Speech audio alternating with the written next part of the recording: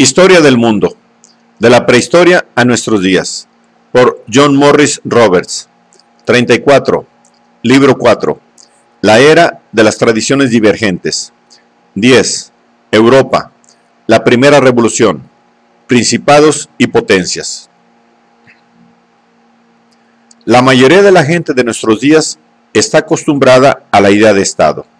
Se acepta generalmente que la superficie terrestre está dividida en organizaciones impersonales que funcionan a través de unas autoridades escogidas de acuerdo con métodos especiales, y que tales organizaciones representan la autoridad pública definitiva para una zona determinada. A menudo se piensa que los estados representan, de alguna manera, pueblos o naciones.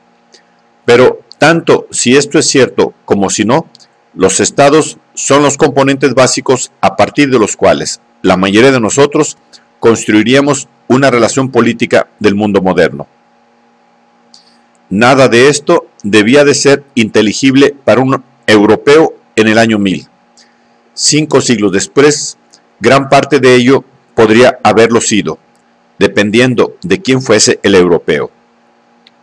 El proceso en virtud del cual apareció el Estado moderno, aunque distaba mucho de haber culminado en el año 1500, es uno de los indicadores que delimitan la edad moderna de la historia. Las realidades habían aparecido primero, antes que los principios y las ideas. A partir del siglo XIII, muchos gobernantes, normalmente reyes, pudieron incrementar su poder por diversas razones sobre aquellos a quienes gobernaban. Esto se debió a menudo a que solían mantener grandes ejércitos y armarlos con las armas más eficaces. El cañón de hierro se inventó a comienzos del siglo XIV. Después le siguió el bronce, y en el siglo siguiente se disponía de grandes armas de hierro fundido. Con su aparición, los grandes hombres dejaron de tener la posibilidad de burlarse de sus gobernantes desde las murallas de los castillos. Asimismo, las ballestas de acero otorgaron una gran ventaja a quienes podían costeárselas. En el año 1500, muchos gobernantes estaban ya en camino de ejercer el monopolio del uso de la fuerza armada dentro de sus territorios. También mantenían más disputas acerca de las fronteras que compartían, y estos litigios expresaban algo más que una simple mejora de las técnicas de vigilancia. Señalaban un cambio en el énfasis dentro del gobierno, desde la reivindicación de controlar a unas personas que mantenían una relación determinada con el gobernante, o la de controlar a las personas que vivían en cierta zona. La dependencia territorial sustituía a la dependencia personal. En las aglomeraciones territoriales, el poder real se ejercía cada vez más de manera directa a través de funcionarios, a los que, al igual que las armas, había que pagar. Una monarquía que funcionaba a través de vasallos conocidos por el rey, que realizaban en gran parte de su trabajo para él a cambio de sus favores y le apoyaban en el campo cuando sus necesidades iban más allá de las que sus propias posesiones podían suministrar. Cedió su lugar a otra en la que el gobierno real estaba en manos de empleados, pagados mediante impuestos, cada vez más en dinero en efectivo, no en especie, cuya recaudación era una de las tareas más importantes. El pergamino de las cartas y de los archivos comenzó a ceder su puesto en el siglo XVI a las primeras gotas de lo que, con el paso del tiempo, sería la inundación del moderno papel burocrático. Este esbozo desdibuja por completo aquel cambio de inmensa importancia y complejidad. Estaba relacionado con todas las facetas de la vida, con la religión, las sanciones y la autoridad que encarnaba, con la economía, los recursos que ofrecía y las posibilidades sociales que abría o cerraba, con las ideas y la presión que ejercían sobre unas instituciones todavía maleables. Pero el resultado es indudable. De alguna manera, Europa comenzaba en el año 1500 a organizarse de manera distinta a la Europa de los carolingios y los otonianos. Aunque para la mayoría de los europeos los vínculos personales y locales seguirían siendo durante siglos los más importantes con diferencia, la sociedad se institucionalizaba de manera distinta a la época en que incluso las lealtades tribales seguían contando.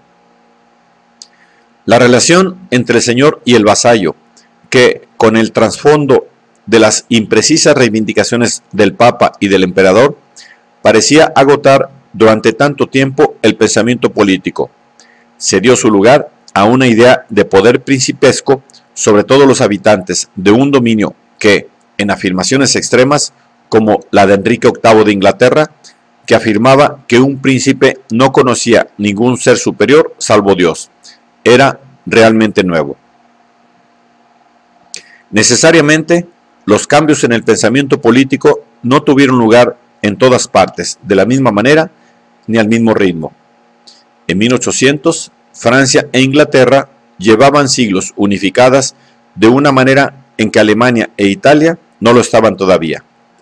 Pero allí donde sucedió, el centro del proceso fue normalmente el constante engrandecimiento de las familias reales. Los reyes disfrutaban de grandes ventajas. Si llevaban sus asuntos con cuidado, tenían una base de poder más sólida en sus dominios, normalmente grandes y a veces muy grandes, que la que los nobles habían tenido en sus propiedades más pequeñas. El cargo regio estaba rodeado de una aura misteriosa, que se reflejaba en las solemnes circunstancias de las coronaciones y unciones. Las cortes y los reyes reales, los cortes y las leyes reales parecían prometer una justicia más dependiente y menos costosa que la que podía obtenerse de los señores feudales locales. Los reyes podían apelar, por tanto, no solo a los recursos de la estructura feudal a cuya cabeza o cerca de ella estaban, sino también a otras fuerzas exteriores. Una de estas fuerzas que lentamente manifestó una importancia creciente fue el sentido de pertenencia a una nación. La idea de nación es otro concepto que se da por supuesto en nuestros días, pero debemos tener cuidado para no antedatarla. Ningún estado medieval era nacional en el sentido actual. No obstante, en el año 1500, los súbditos de los reyes de Inglaterra y Francia podían pensar que eran diferentes de los extraños que no eran sus consúbditos, e incluso considerar a las personas que vivían en la aldea vecina como prácticamente extranjeras. 2 siglos antes, este tipo de distinción se realizaba entre quienes habían nacido dentro y quienes habían nacido fuera del reino, y el sentido de comunidad de la persona autóctona se reforzaba constantemente. Un síntoma fue la aparición de la creencia en los santos patronos nacionales. Aunque las iglesias habían sido consagradas a él en tiempos de los reyes anglosajones, no fue hasta el siglo XIV cuando la Cruz Roja de San Jorge, sobre fondo blanco, se convirtió en una especie de uniforme para los soldados ingleses, cuando el santo fue reconocido como protector oficial de Inglaterra. Su gesta contra el dragón le fue atribuida en el siglo XII, y podría deberse a que se mezcló su figura con la del legendario héroe griego Perseo. Otros síntomas fueron la redacción de historias nacionales, ya presagiadas por la historia de la Edad Oscura de los pueblos germánicos, y el descubrimiento de héroes nacionales. En el siglo XII, un galés inventó más o menos la figura mitológica de Arturo, mientras que un cronista irlandés del mismo periodo construyó un mito no histórico del rey Birau Ború y de su defensa de Irlanda cristiana contra los vikingos. Pero sobre todo, había más literatura en lengua vernácula. Primero el español y el italiano, y después el francés y el inglés comenzaron a romper la barrera situada en torno a la creatividad literaria por el latín. Los antepasados de estas lenguas eran reconocibles en cantares de gesta del siglo XII, como el cantar de Roldán, que transformó una derrota de Carlomagno a manos de los habitantes de los Pirineos en la gloriosa resistencia de su retaguardia contra los árabes, o el poema del mío Cid, la epopeya de un héroe. Con el siglo XIV llegaron Dante, Langlade y Chaucer, que escribieron en lenguas que podemos leer con escasa dificultad. No debemos exagerar la repercusión inmediata del creciente sentimiento de nación. Durante siglos, la familia, la comunidad local, la religión o el comercio continuaron siendo todavía el centro de la mayoría de las lealtades de la gente. Unas instituciones nacionales como las que podían ver crecer a su alrededor debieron de hacer poco por romper este conservadurismo. En pocos lugares fue algo más que un asunto de los jueces del rey y los recaudadores de impuestos del rey. E incluso en Inglaterra, en algunos aspectos el más nacional de los estados de finales del medioevo, mucha gente podría no haberlo visto nunca. Las parroquias rurales y las pequeñas ciudades de la Edad Media, por otra parte, eran verdaderas comunidades, y en épocas normales ofrecían lo bastante para pensar acerca de las responsabilidades sociales. Es realmente necesaria una palabra distinta de nacionalismo para indicar las visiones ocasionales y efímeras de una comunidad del reino que pudiera afectar de vez en cuando a un hombre medieval, e incluso la irritación que pudiera estallar de improviso en una revuelta contra la presencia de extranjeros, ya fueran trabajadores o mercaderes. El antisemitismo medieval, por supuesto, tenía distintos orígenes, pero tales indicios de sentimientos nacionales revelaban ocasionalmente la lenta consolidación del apoyo a nuevos estados en Europa Occidental. Los primeros estados de Europa Occidental, que abarcaron superficies parecidas a sus sucesores modernos, fueron Inglaterra y Francia. Unos millares de normandos habían llegado a la Inglaterra anglosajona desde Francia, después de la invasión del año 1066, para formar una nueva clase dominante. Su jefe, Guillermo el Conquistador, les dio tierras, pero conservó más para sí mismo. Las posesiones reales eran más extensas que las de sus predecesores anglosajones, y afirmó un señorío definitivo sobre el resto. Sería el señor de la tierra y de todos los hombres, tuvieran lo que tuvieran directa o indirectamente de él. También heredó el prestigio y la maquinaria de la antigua monarquía inglesa, un hecho importante que le elevó decisivamente por encima de sus guerreros, también normandos. Los más grandes entre estos se convirtieron en los condes y los barones de Guillermo, y los menores en caballeros, que al principio gobernaron Inglaterra desde castillos de madera y tierra que se extendieron por todo el país. Habían conquistado una de las sociedades más civilizadas. De Europa, que con los reyes anglonormandos mostró también un vigor poco habitual.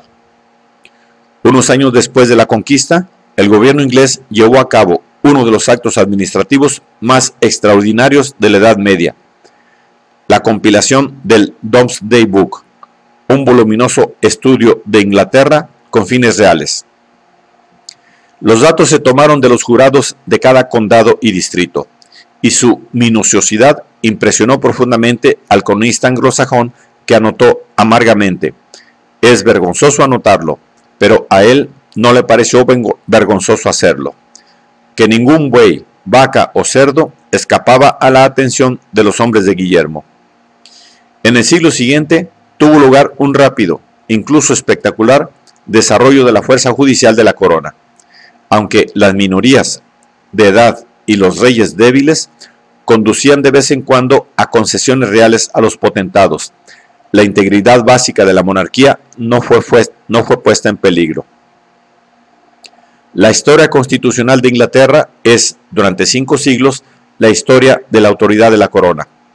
Esto se debió en gran medida al hecho de que Inglaterra estaba separada por mar de posibles enemigos, excepto por el norte. Era difícil que los extranjeros se inmiscuyeran en su política interna, y los normandos seguirían siendo sus últimos invasores de éxito. Durante mucho tiempo, sin embargo, Los reyes anglonormandos fueron algo más que monarcas de un estado insular. Fueron los herederos de una compleja herencia de posesiones y dependencias feudales que en su punto más lejano se extendía hasta el sudoeste de Francia. Al igual que sus seguidores, seguían hablando francés normando. La pérdida de la mayor parte de su herencia angevina de Anjou a comienzos del siglo XII fue decisiva para Francia, además de para Inglaterra. Las disputas entre una y otra avivaron en ambos territorios el sentimiento de pertenencia a una nación. Los capetos habían retenido tenazmente la corona francesa. Desde el siglo X hasta el siglo XIV, sus reyes se sucedieron unos a otros en una secuencia hereditaria sin solución de continuidad. Añadieron a su dominio tierras que constituyeron la base de su poder real. Las tierras de los capetos también eran ricas. Estaban situadas en el núcleo de la Francia moderna, la zona cerealista situada en torno a París, que recibe el nombre de Île-de-France, que durante mucho tiempo fue la única parte del país que llevó el antiguo nombre de Francia, conmemorando de ese modo el hecho de que era un fragmento del antiguo reino de los francos. Los dominios de los primeros capetos se distinguían así de los otros territorios carolingios occidentales, como Borgoña. En el año 1300, sus vigorosos sucesores habían extendido la antigua Francia hasta incluir Bourges, Tours, Gisors y Amiens. Y en esa fecha, los reyes franceses también habían incorporado Normandía y otras dependencias feudales de los reyes de Inglaterra. Los grandes feudos y principados feudales que en el siglo XIV y en épocas posteriores existían en lo que hoy es Francia, hacen que sea incorrecto pensar que el reino de los capetos era una unidad monolítica. Sin embargo, era una especie de unidad, aunque gran parte de ella se basaba en el vínculo personal. Durante el siglo XIV, esa unidad se vio reforzada por una larga lucha en Inglaterra, que se recuerda con el engañoso nombre de la Guerra de los 100 años. De hecho, entre el año 1337 y 1453, los ingleses y los franceses solo estuvieron en guerra esporádicamente. Una lucha sostenida era difícil de mantener, era demasiado cara. Formalmente, sin embargo, lo que estaba en juego era el mantenimiento por parte de los reyes de Inglaterra de reclamaciones territoriales y feudales en el lado francés del Canal de la Mancha. En 1350, Eduardo III había acuartelado sus ejércitos con los de Francia. Por consiguiente, siempre era probable que hubiese motivos engañosos para comenzar la lucha de nuevo, y las oportunidades que ofrecía a los nobles ingleses de obtener botines y dinero por rescates hicieron que la guerra pareciera una inversión viable para muchos de ellos. A Inglaterra, estas luchas le proporcionaron nuevos elementos para la naciente mitología de la nación, principalmente por las grandes victorias de Crécy y Agincourt, y generaron una desconfianza duradera hacia los franceses. Asimismo, la Guerra de los 100 años fue importante para la monarquía francesa porque contribuyó a poner freno a la fragmentación feudal y derribó un tanto las barreras existentes entre picardos y gascones, normandos y franceses. A largo plazo, la mitología nacional francesa también salió beneficiada. Su mayor hito fue el episodio y el ejemplo de Juana de Arco, cuya asombrosa trayectoria acompañó el cambio de equilibrio en la larga lucha contra los ingleses, aunque pocos franceses conocieron su existencia en aquella época. Los dos resultados a largo plazo de la guerra que tuvieron mayor importancia fueron que Crécy condujo poco después a la conquista de Calais por los ingleses y que Inglaterra fue la perdedora a largo plazo. Calais permanecería en poder de los ingleses durante 2 siglos y abriría al comercio inglés el camino hacia Flandes, donde un grupo de ciudades fabriles estaban listas para absorber las exportaciones inglesas de lana y después de tejidos. La derrota definitiva de Inglaterra significó que su anexión territorial con Francia llegó prácticamente a su fin en el año 1500, aunque en el siglo XVIII Jorge III poseía todavía el título de rey de Francia. Una vez más, Inglaterra se convirtió prácticamente en una isla. A partir de 1453, los reyes franceses pudieron avanzar en la consolidación de su estado sin verse perturbados por las oscuras reivindicaciones de los reyes de Inglaterra, que habían provocado las guerras. Pudieron ponerse a trabajar a sus anchas para imponer su soberanía a los potentados rebeldes. En ambos países, la guerra fortaleció a largo plazo a la monarquía. El avance hacia una futura consolidación nacional también podía verse en España, donde a fines del siglo XV se alcanzó un grado de unidad que fue sustentado mitológicamente por la Reconquista. Desde el principio, una larga lucha contra el Islam dio a la nación española un sabor muy especial debido a su íntima relación con la fe y el fervor cristianos. La Reconquista fue una cruzada que unió a hombres de diferentes orígenes. Toledo se había convertido de nuevo en una capital cristiana a mediados del siglo XII. 100 años después, Sevilla pertenecía al rey de Castilla y la corona de Aragón gobernaba la gran ciudad árabe de Valencia. En 1340, cuando fue derrotada la última gran ofensiva árabe, el éxito planteó la amenaza de anarquía cuando los turbulentos nobles de Castilla lucharon por hacerse valer. La monarquía se alió con los burgueses de las ciudades. La instauración de un régimen personal más fuerte siguió a la unión de las coronas de Aragón y Castilla, merced al matrimonio en 1479 de Fernando de Aragón e Isabel de Castilla, los reyes católicos. Esta unificación facilitó la expulsión definitiva de los musulmanes y la creación final de una nación, aunque los dos reinos permanecieron formal y jurídicamente separados durante largo tiempo. Solo Portugal, en la península ibérica, permaneció fuera del marco de la Nueva España y se aferró a una independencia a menudo amenazada por su poderoso vecino. En Italia y Alemania se encuentran escasos indicios de los respectivos mapas de las futuras naciones. Potencialmente, las reclamaciones de los emperadores del Sacro Imperio Romano Germánico fueron una base importante y amplia del poder político, pero a partir del año 1300 habían perdido prácticamente todo el respeto especial que se debía a su título.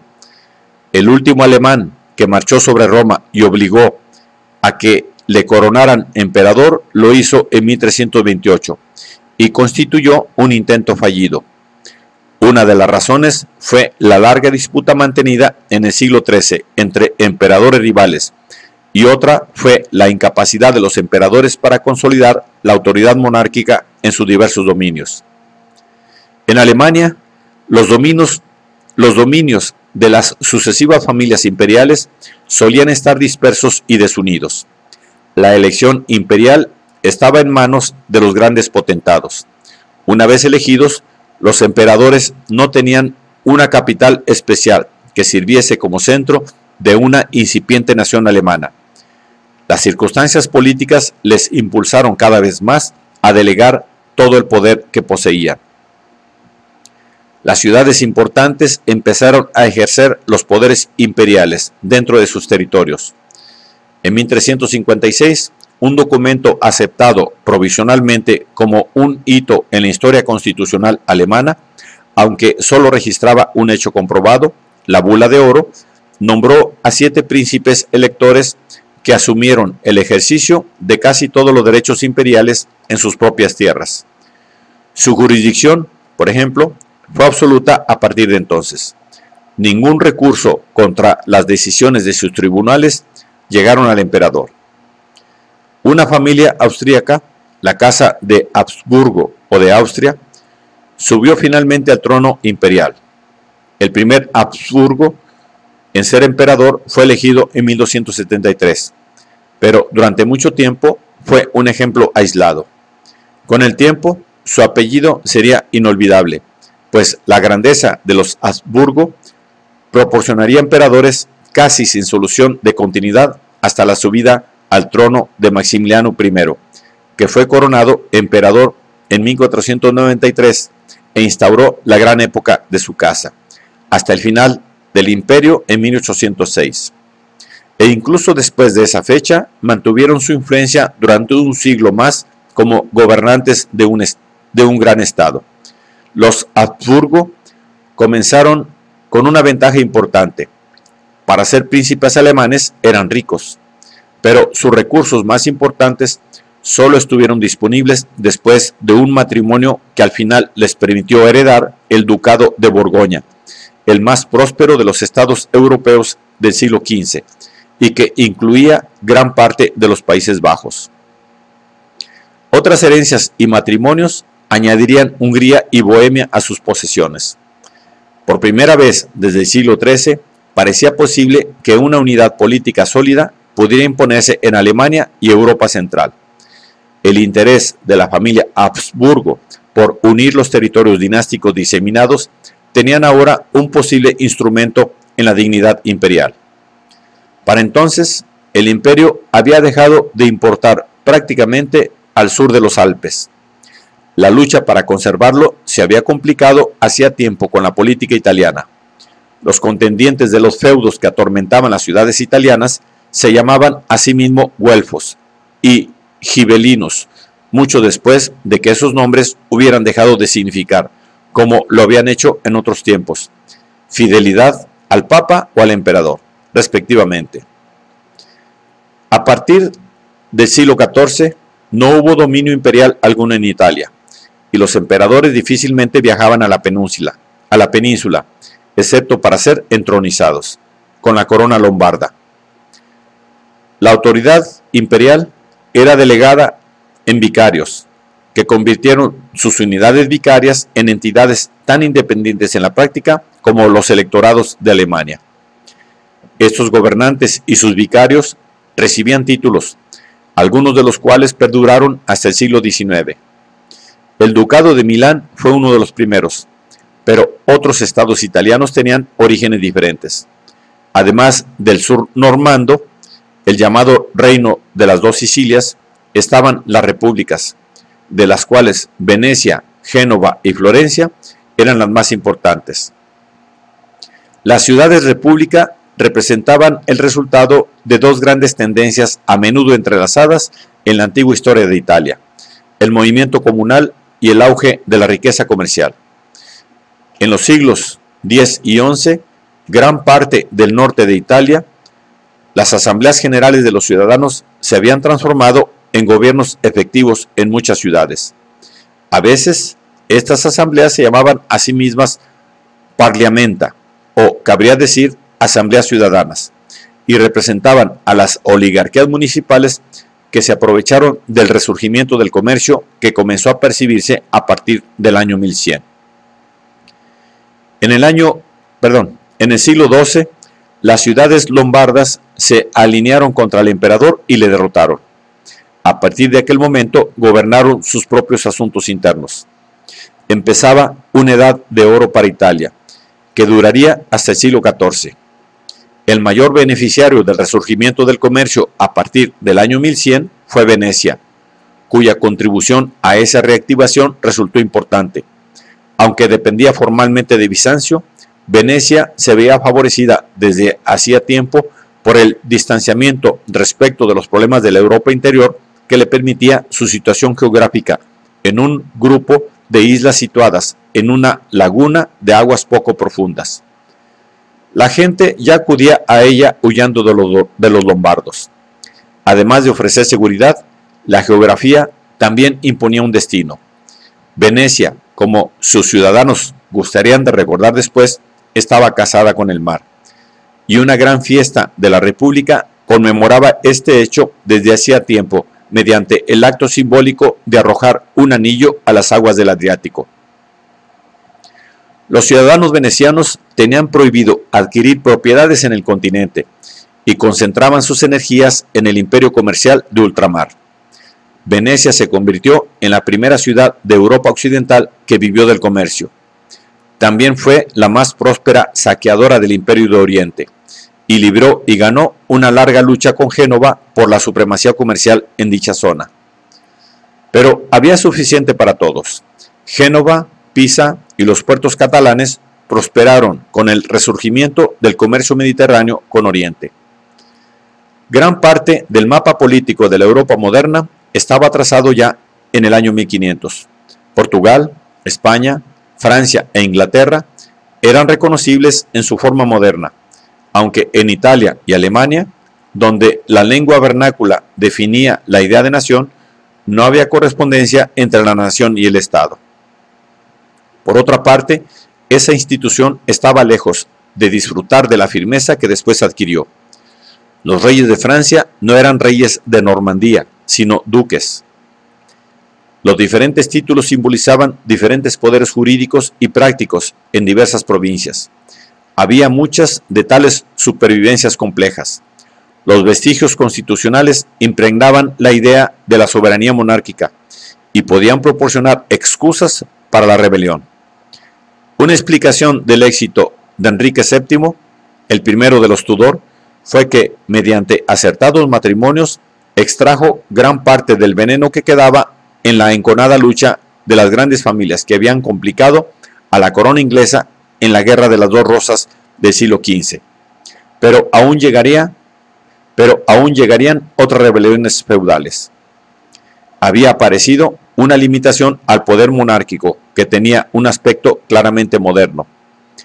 En los siglos XIV y XV pueden encontrarse los primeros ejemplos de los organismos representativos de carácter parlamentario que son tan característicos del Estado moderno. El más famoso de ellos, el Parlamento inglés, era el más maduro en el año 1500. Sus orígenes son complejos y han sido objeto de grandes debates. Una de sus raíces es la tradición germánica, que imponía a un gobernante la obligación de dejarse aconsejar por sus grandes hombres y de actuar siguiendo tales recomendaciones. La Iglesia también era un temprano exponente de la idea representativa, de la que hacía uso, entre otras cosas, para obtener impuestos para el papado. Era también un mecanismo que unía a las ciudades con los monarcas. En el siglo XII, los representantes de las ciudades italianas eran convocados a la dieta del imperio. Al terminar el siglo XIII, la mayoría de los países habían conocido ejemplos de convocatorias de representantes con plenos poderes para asistir a asambleas organizadas por los príncipes, a fin de encontrar nuevas fórmulas de recaudación de impuestos. Este era el meollo del asunto. El nuevo y más costoso Estado debía obtener nuevos recursos. Una vez convocados, los príncipes descubrieron que los órganos representativos tenían otras ventajas. Permitían escuchar las voces de gente distinta de los potentados. Proporcionaban información de ámbito local y tenían un valor propagandístico. En algunos se planteó incluso la idea de que la recaudación de impuestos requería el consentimiento y de que alguien distinto de la nobleza tenía interés y por consiguiente debía tener voz en la administración del reino. Fueron pasos decisivos para una futura democracia.